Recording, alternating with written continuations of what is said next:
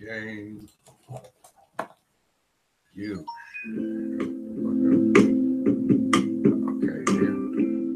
Can't even hear myself think. That's too loud.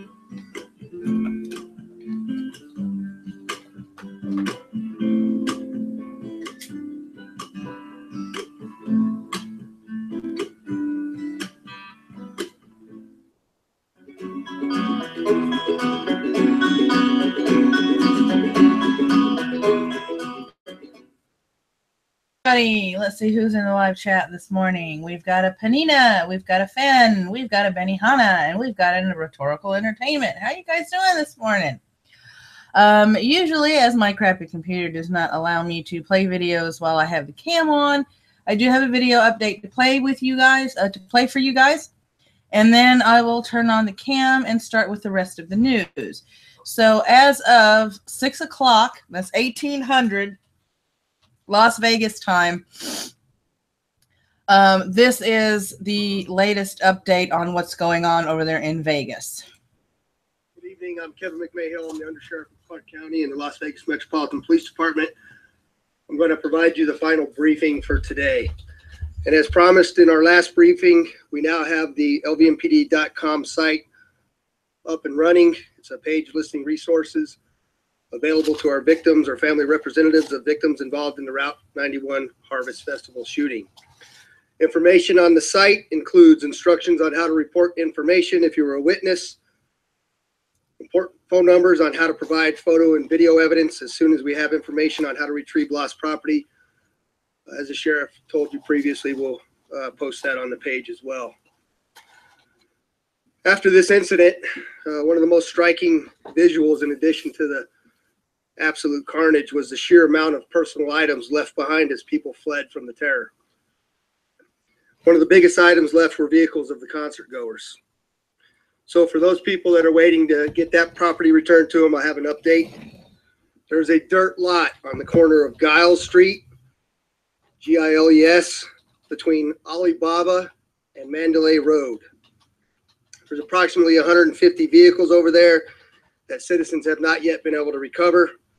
Those cars can now be picked up by the registered owner by meeting officers at the corner of Reno and Koval. We'll have officers permanently assigned there, posted at the corner, to escort you to your vehicle. So again, we ask the owners of those vehicles that have patiently waited to get them back to meet our officers at the corner of Reno and Koval. Bring your identification so we can match you back to your vehicle. The sheriff in the previous press conference was asked a number of questions by you, and I understand in the insatiable appetite of the media that you want some answers. For a couple of those questions that you asked, but I'm also going to just make it very clear to you that I need some patience from you. This investigation is a long time from being concluded. We recently went down to Mandalay Bay. I can tell you that we're days away from completion of the processing of that room. We're getting very close to the completion of the processing of the site. We have a significant amount of time left there as well. However, the southbound portion of Las Vegas Boulevard is now completely open.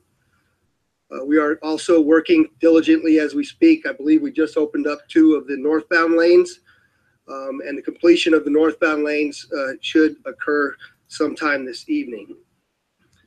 So bearing in mind that the investigation is dynamic, ongoing, continuing, and I don't have a lot of answers for you yet, and clearly understanding that nobody wants answers to why more than the police and the victims' families. But we have a responsibility to get it right, and so that's why it's going to take time, and that's why we're going to take that time. However, there's some, I guess, at best, interesting reporting about how long the shooting lasted and how long it took us to get into the room. First question is, how long did the actual shooting last? I'm prepared to give you some information on that. And the first call came into our dispatch center at 10:08 p.m.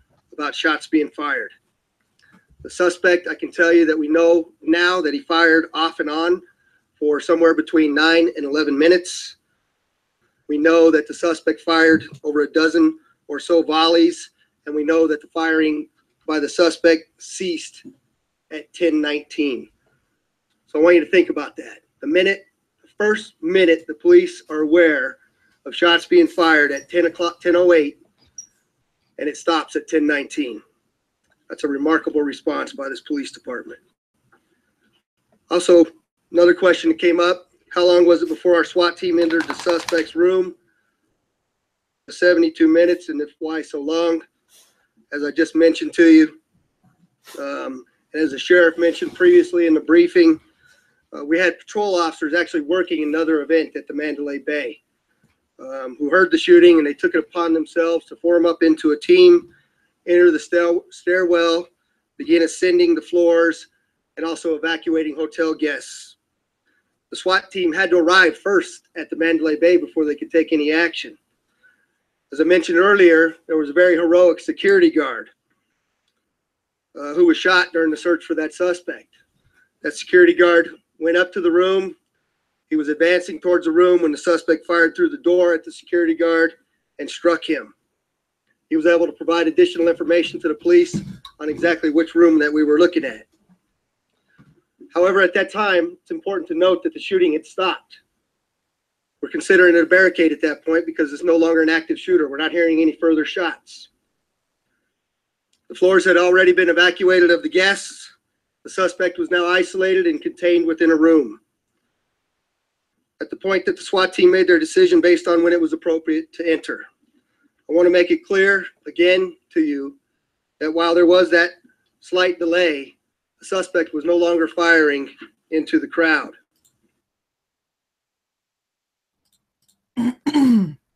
So that's the latest. Yeah, Jason, between 9 and 11 minutes, that would feel like forever on the ground. I am in complete agreement because that is a long time to be shot at. 11 minutes is a horrendously long time. Yeah. If there's bullets flying. Yes, there is. And people panicking. And I included the link to that video below like I usually do when I'm citing things. Further on in that video, they actually show cop cam footage of the officers that were working around the Mandalay Bay at the time of the shooting and how they were helping people evacuate the area. And there were a couple of times you can hear some of the people sit there and say, no, those are firecrackers. No, those aren't firecrackers. Those aren't fireworks. They were doing their best to clear the area before they went up to the room. So we're looking at an 11-minute window here between the time he started firing and the time that he was found and the shots stopped. So according to this, he checked into the hotel on September 28th, which means he had quite a few days to smuggle in the weapons if he didn't do it all on the first day. As to any answers as to housekeeping saw a do not disturb sign on the door for 3 days. This usually tells, as we all know from having, rented out hotel rooms, this tells the housekeeper that you don't need their services, so they continue. So he was alone. September 22nd, he sent Danley, his girlfriend, out of the country to the hotel before he went to the hotel to do this. She is being interviewed now that she is back in the States. They spoke with her family that is out of the country. And they said they think, this is speculation, that the shooter sent Danley out of the country because he knew that she would have tried to talk him out of it. So there is something there, but again, that is speculation. Well, now here's my question. If that's the speculation that she would try to do that, could you hypothetically, do you think the police are going to take another look at her, a more in-depth look and everything? Because this shows that she might have been concerned about his mindset. Yeah, they are investigating her from what I've seen. The investigation, they were supposed to be questioning her today, so there isn't any information as to questions and answers, just beginning speculation and what her family has said. But no, she was not present. It was only him. A lot of people have been buzzing around on Twitter saying there had to have been more than one shooter. Again, like yesterday, when you fire into a crowd and there are a lot of buildings around, you're going to have an echo effect. That echo effect can make it sound like there's more than one weapon. Other people on Twitter said that there was more than one window popped out or more than one gun set up. That would suggest more than one shooter. Ronan and I had discussed that and said that no, one person can handle both of those guns in order to keep firing the way that he did. Well, the thing, if you're using a multiple rig for firearms and everything, and I have done this hunting, and I grew up an avid hunter. Do not trophy hunt, just to make that clear. But there have been a couple of spots and everything where I've had to set up two, one for long range shooting, one for medium and short range. Depending on the area that I'm overlooking to see whether or not I'm shooting into brush, use a heavier caliber round for punching through brush, or something lightweight. And I always set up two spots, and normally adjacent to one another. We have somebody new in the chat this morning, Dominar Rigel. Good morning and welcome to the brew. Sir Wolfie, good morning and welcome back. And welcome back, Jason. Hey, good morning, Jason. The guns were not even set up in the windows when they took the room, so there was not two setups, just two rifles with legs. He was using bipods, yes, Ben. Bipods and everything are great to stabilize, especially if you're going to be in a prone position. Even if he had, say, a second spot over here, he could shift to that spot really quickly. If it's close enough, it's easy to just shift your body over instead of resetting up the weapon. It was probably already dialed in for where he thought it was the appropriate ranging. This took a lot of shooting. It did. Morning, Tail. You don't shoot at that distance from that elevation without having some practice. Yeah. Uh, All right, continuing with this. He was gambling heavy in the weeks leading up to the shooting. They still can't determine if those gambles are wins or losses. The Gaming Control Board of Las Vegas is openly passing parties for them to look over those financials. Any bets in Vegas past a certain dollar amount have to be recorded by this control board, and it can be used as for tax purposes. They're still looking for a motive. They haven't found a manifesto. There have been photos flying around Twitter and internet showing a note on one of the nightstands. This note has yet to be mentioned in the media as far as FBI statements or police statements are concerned. So we don't know what is on the note. I'm not going to speculate what's on the note. It does look like a note that's on a piece of hotel pad paper. it could be notations on ranging instructions and things like that. Yeah. Jason, if you shoot through a clip, your barrel is going to be super hot. Changing out guns is a way around that. Yes, it is. And everything, but from the photos, he had the tinted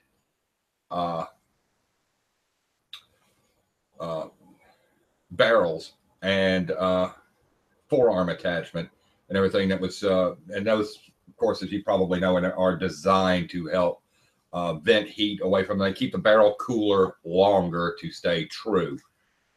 But yeah, he probably switched out in between, burst off so many rounds. And one of those rounds I heard both single shot and fully auto fire. So he would probably burst with fully auto, switch over to a single shot while it cooled and everything, and then go back to his burst. This is my opinion from what I could hear. Yeah. So it's also reported that 12 of the 19 guns were fitted with bump stock devices, which allows the modification to full auto. And you and Fen were talking in the live chat about. And here's the thing and everything. You're not actually modding. Well, you're modding the weapon, but you're not modding the trigger action itself. The action itself is still semi-auto. On a bump stock, let me see if I can give you the motion here. This is what a bump stock does. You have your weapon, forearm here, grip here. Your trigger finger actually stays in the same spot. What a bump stock does is when you depress the trigger, it allows the weapon to recoil back into your body and everything, in which case you nudge it back forward. Now, as it recoils away from your body, your finger releases the trigger just enough to reset it. But when you bring the weapon back forward, you re-engage the action again. So basically, as long as it's firing and you're getting the recoil, yeah, you're shooting. You're shooting. This is called bumping the stock. That's the reason it's called a bump stock. Okay.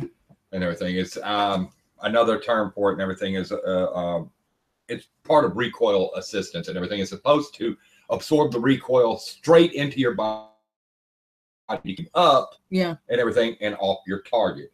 It is made for one thing only: keeping your barrel on the target area for as long as possible without having to make any major adjustments.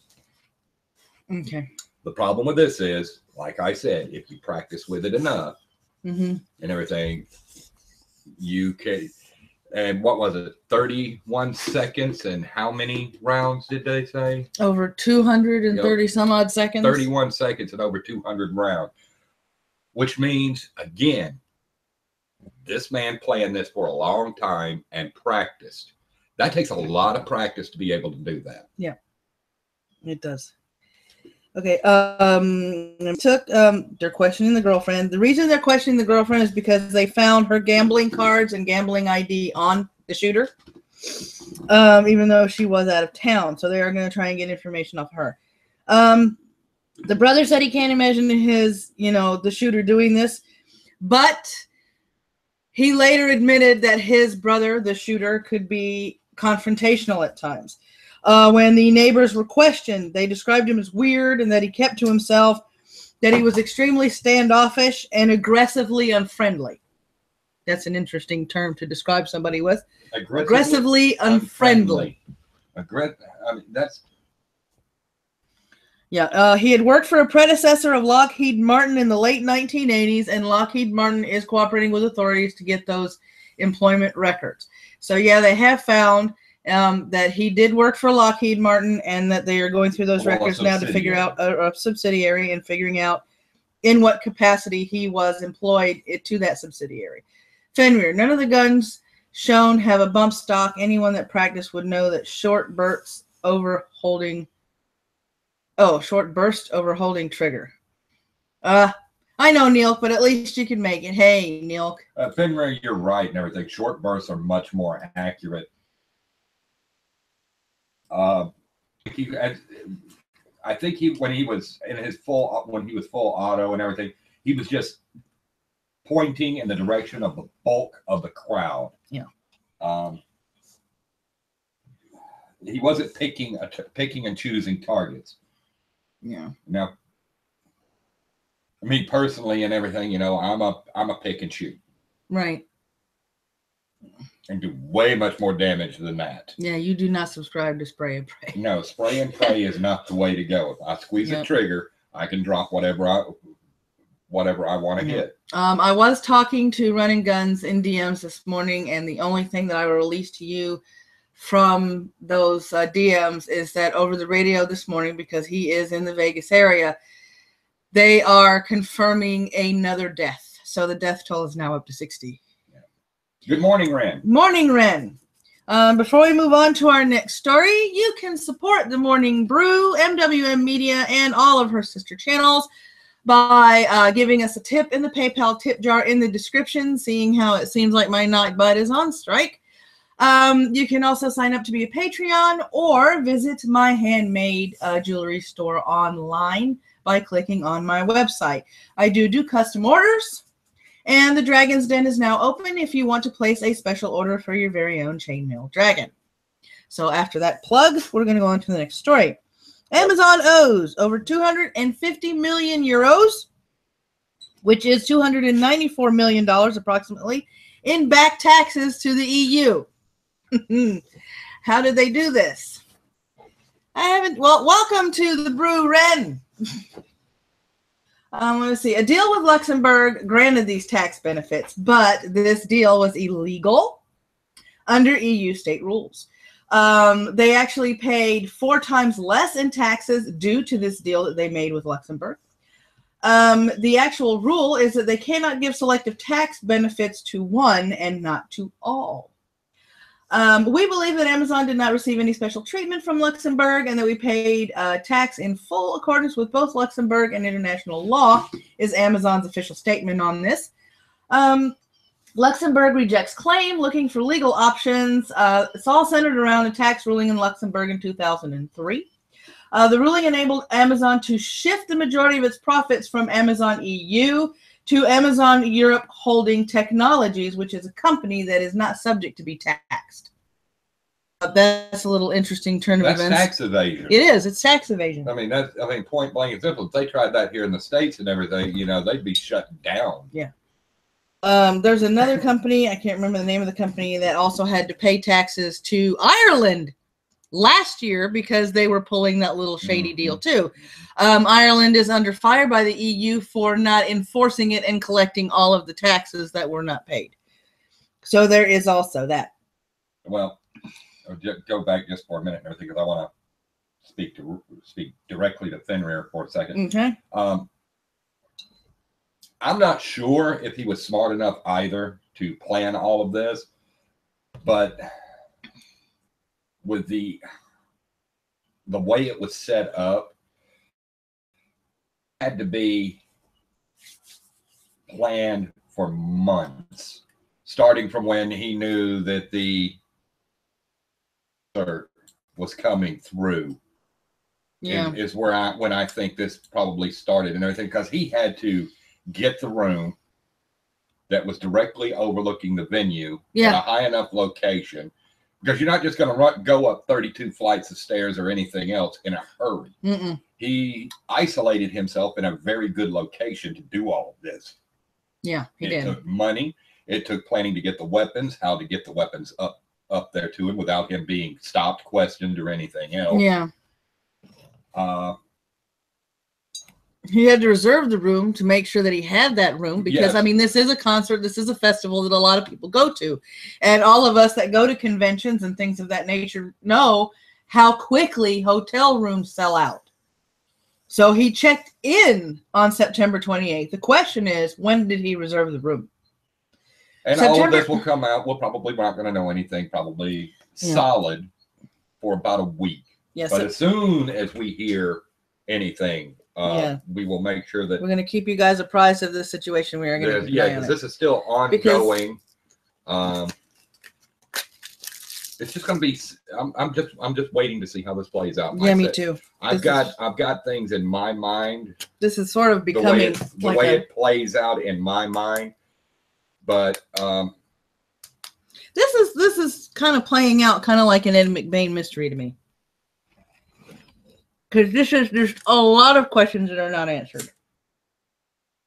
He may not have done it alone, Fenrir. You're right and everything. I think he had to have some help some way and everything. But it's going to take time and diligence and everything to narrow down and get everybody that was involved in it. Yep. The next story is a brief update on Puerto Rico. 19 people are dead as a direct result of the hurricane, 15 indirectly tied to the storm. So that's a total of 34 dead so far after Maria and Irma. Maria and Irma went through, but not in that order. 45% of the population now has access to drinking water. There are 10,000 federal officials on the ground giving aid. They hope by the end of the day, at least 25% of the 3.4 million people will actually have lights. 25% is a drop in the bucket, but it's a start. It's a start. Total all estimated damage, $90 billion in storm hurricane damage. There have been mixed opinions as to how Trump handled this, saying that he handled Texas and Florida a hell of a lot better than he handled Puerto Rico. Some people are looking upon him favorably, while other people from both sides of the fence are not happy with the way he treated this. First knee-jerk reaction, to me, he was a little slow. Being objective, this is an island. This is a territory. There were things that had to be worked around. There were things that had to be wavered. There were docks that had to be cleared before the ships were there. Why it took so long for the U.S. comfort to arrive to Puerto Rico, we will probably never know. Because it really didn't start out until after the storm, until after one of the ports was open and they started receiving aid. The Jones Act from 1920 was waived, but it was waived days after this hit in order to allow even more aid to go to Puerto Rico. So those, in my opinion, are points against our government as a whole in making that particular decision, and not just Trump. The decisions that were made to aid Puerto Rico aren't solely on Trump's shoulders, even though everybody is trying to put them on his shoulder. A lot of people had to coordinate with efforts to take ships down there, to get aid down there, to do what they're doing now. There are people that are getting word out of Puerto Rico saying that they were getting aid when everybody else said that they were not. So there are mixed reports as far as the quality of the aid and, what kind of aid was being given, if any at all. I am more inclined to take word from people on the ground from Puerto Rico themselves that are receiving the aid than I am any other rhetoric that is coming out of the media at the moment. Because if you have Puerto Ricans saying they're helping us, we're getting help, and you have the mainstream media saying that Puerto Rico still isn't getting aid, who are you going to believe? The people on the ground there receiving the aid, or mainstream media telling you they're not getting help?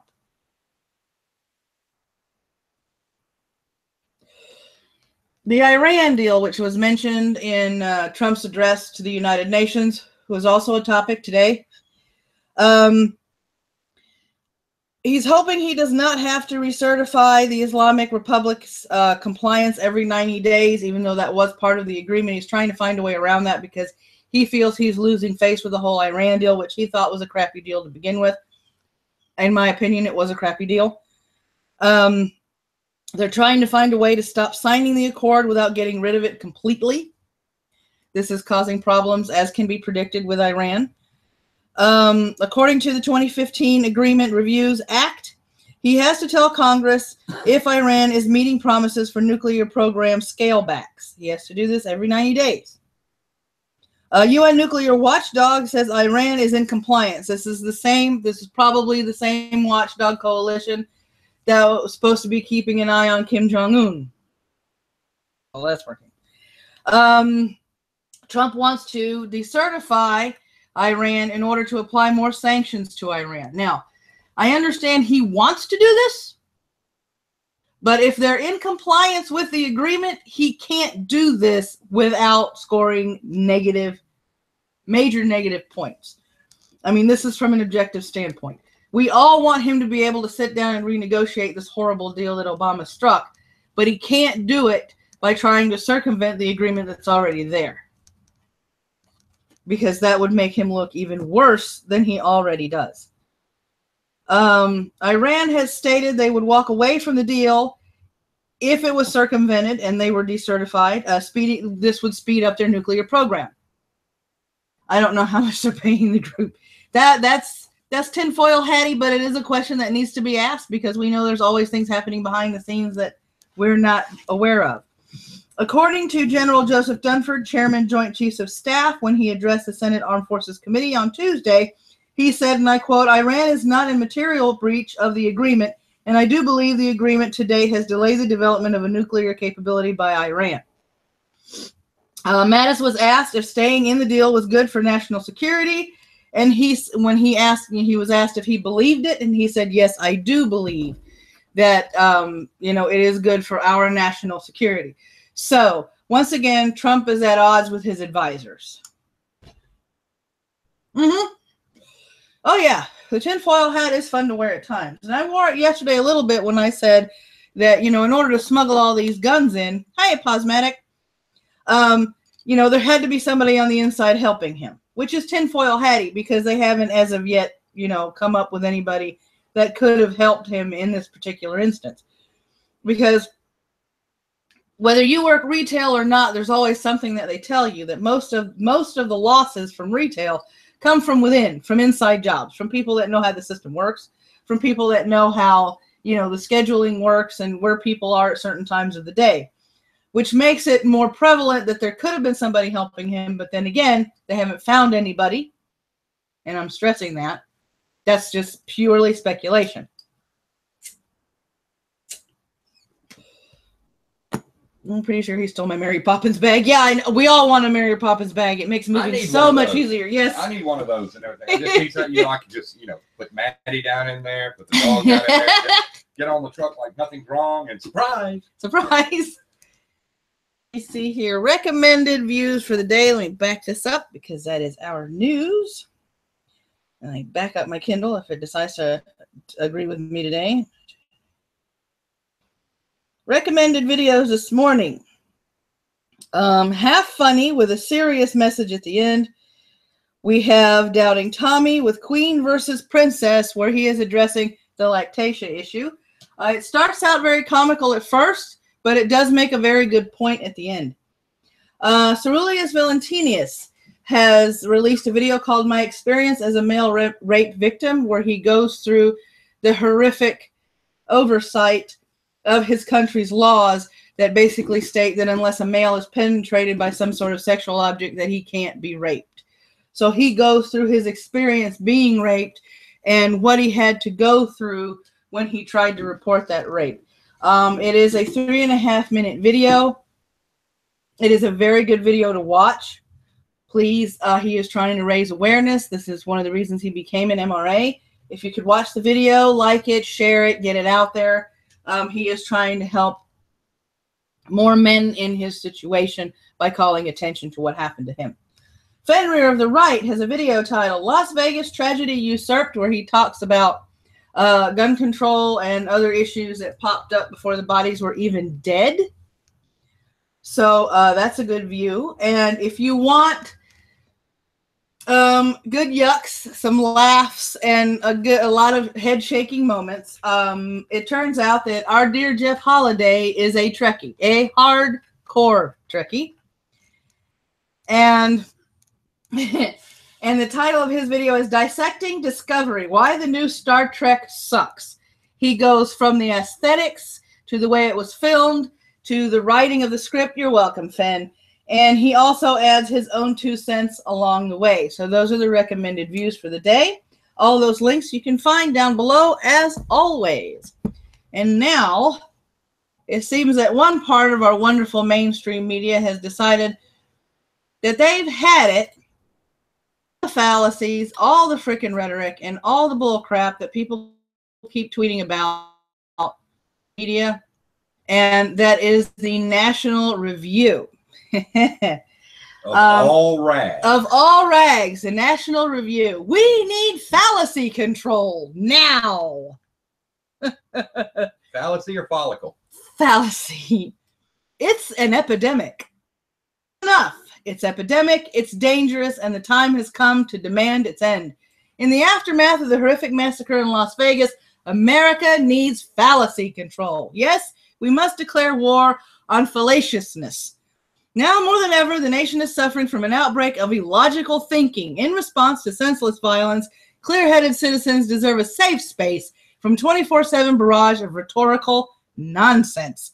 Let's break down the collective cognitive breakdown.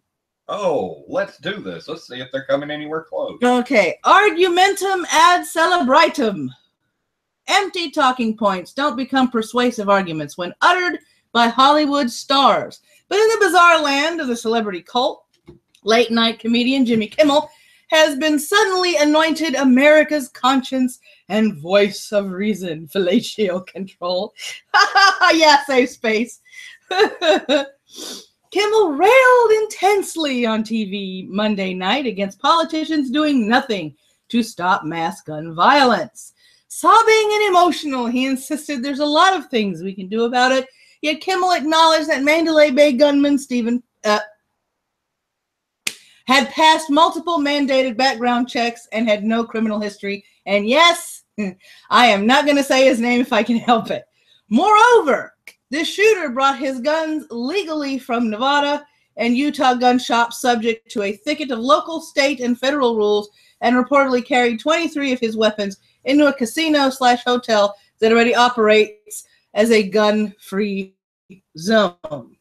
But the weapons were illegal. Yeah, well, no. The modifications. Stocks are not illegal. You're not, to make it an illegal and everything, you have to modify the action, which is an internal action and everything. He did not modify the actions on the weapon to make it fully auto. He just installed an external modification, which is a stock modification, that allowed for an automatic rate of fire and everything without actually being truly automatic. The trigger was actually being depressed each time. All right. And everything. It's just that the recoil was doing it. Right. All right, here we go. Federal studies show that a measly 1 to 3% of all guns are purchased at gun shows, but that didn't stop Kimmel from tossing around non sequiturs attacking the gun show loophole. It's a mythical exemption in federal law for private weapon sales at gun shows and online intended to drum up hysteria about unregulated gun sales. In reality, firearms purchased through federally licensed firearms dealers at gun shops, shows, garage sales, or anywhere else are subject to all the usual checks and restrictions.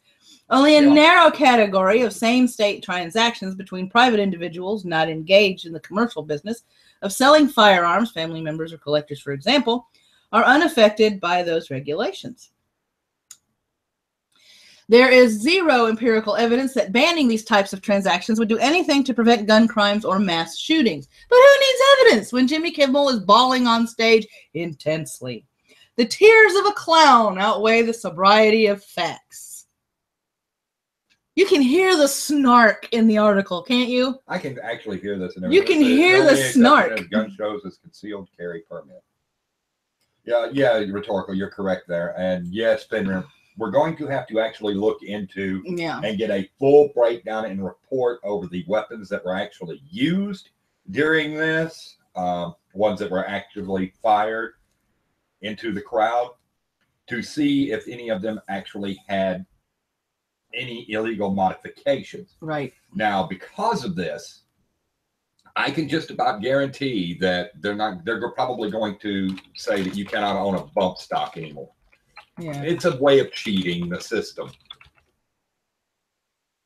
All right, here we go. Argumentum ad populum and argumentum ad hashtag. Apparently that's a new fallacy. Actor Billy Baldwin unloaded a fallacy twofer with his assertion that the overwhelming majority of Dems, reps, and NRA members endorse hashtag gun safety. So how can we let the hashtag NRA hold us hostage like this?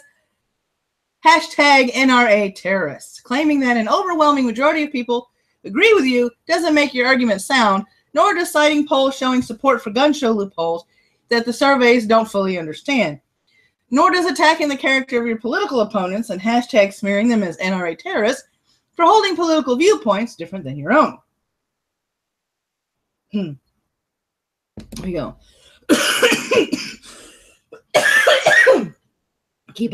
I think I made it through yesterday without coughing. I'm not sure. Again, Fenrir and everything, we don't know. We saw two of the weapons. We don't even know if those were the ones that were actually used during the attack. Yeah. I would love to actually see a full listing. Not just a full listing and everything, an actual photograph of all the weapons that were collected out of there. Yeah, that would be good. Because you give me 5 minutes. Give me 5 minutes with that pile, and I can tell if it's been modified or not. Oh yeah. Straw men and red herrings, grossly oversimplifying support of ineffective or superfluous gun control measures as hashtag gun safety, allows celebrities, politicians, and activists to prop up their favorite hollow debating tactic, asserting that gun owners, NRA members, and Republicans don't care about gun safety and want more NSI. And Democratic Representative Ted Lieu illustrated a similar diversionary tactic by waving the red herring of a gun silencer bill and demanding that GOP cowards vote against deregulating such suppressors. Hillary Clinton also demagogued the issue, ghoulishly tweeting, "Imagine the deaths of the shooter had a silencer with the NRA wants to make easier to get." Her running mate and Virginia Senator Tim Kaine parroted the propaganda, claiming that Paddock was only stopped because he didn't have a silencer on his firearm, and the sound drew people to the place where he was ultimately stopped. However, it did not take 72 minutes, and it took 11 minutes to locate the shooter. It was the sound of hotel fire alarms set off by all the gun smoke that led them to the shooter, but let's not let pesky facts get in the way. Yes, and let's not let another thing get in the way of something that many people may or may not know. The police were not the first one to try and confront the man. No, it was a security guard. A hotel security guard who was shot through the door was the first one on scene. Yep.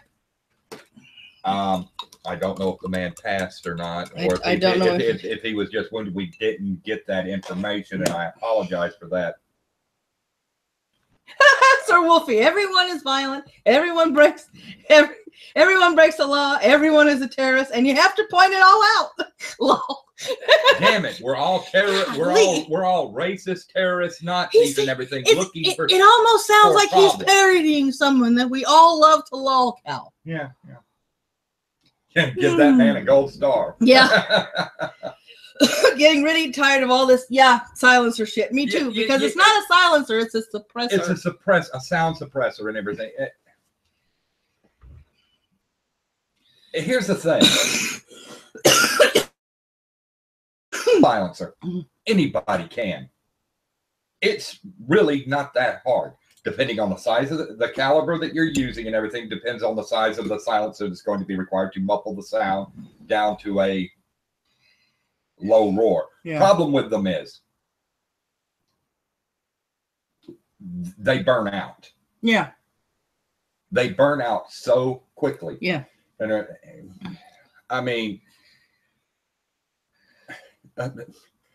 A fucking 2-liter bottle is a silencer. Yeah, exactly. All right, here we go. Think of the children.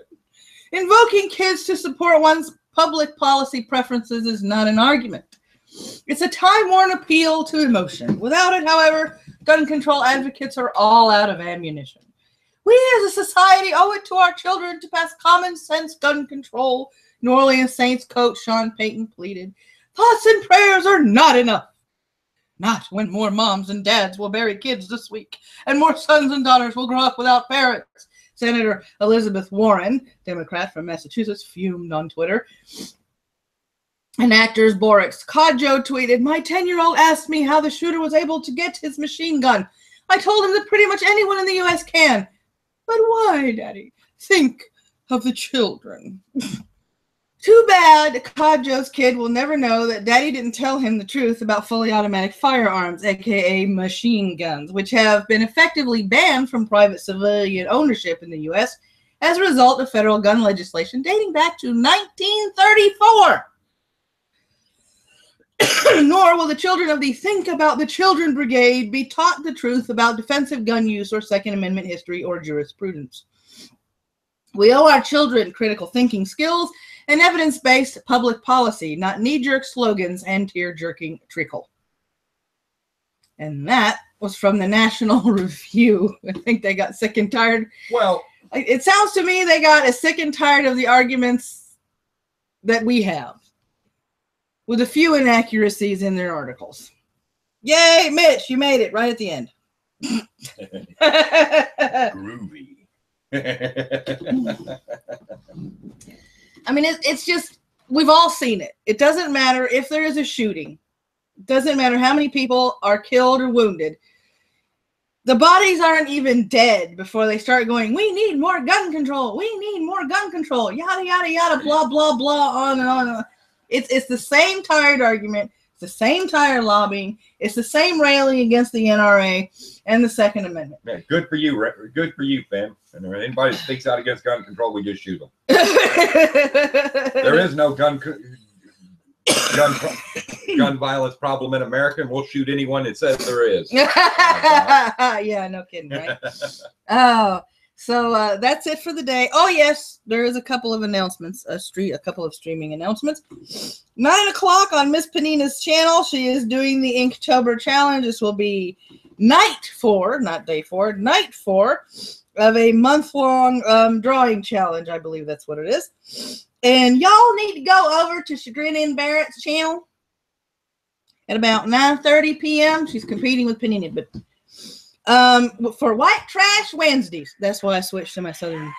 White Trash. I know who that is. For White Trash Wednesdays, where she discusses a little bit of this, a little bit of that, and a little bit of the other. So you guys have a choice this evening. I think I'll be watching Panina draw myself now that we're done with the Lucifer stuff, because we're all caught up on our Lucifer. Yay, caught up on Lucifer. I have to finish this. Let's see what else. Oh yes, I finally got around to watching the live action version of my favorite anime film, Ghost in the Shell. I gotta take my glasses off for this, because Rhoda and I discussed this after the movie was over and done with. And afternoon Omegon. And if I were to watch Ghost in the Shell, not knowing any of the canon, not knowing any of the history or backstory, the graphics for the most part were very impressive. They had more of a Blade Runner feel than a cyberpunk feel to it, in my opinion.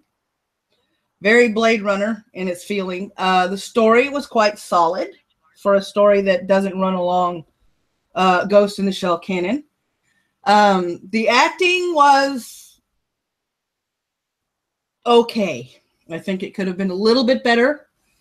The message of her having that existential crisis as to whether she was AI, being self-aware, or a human in a shell, it was there, but to me it didn't seem the center of the whole movie, which it should have been.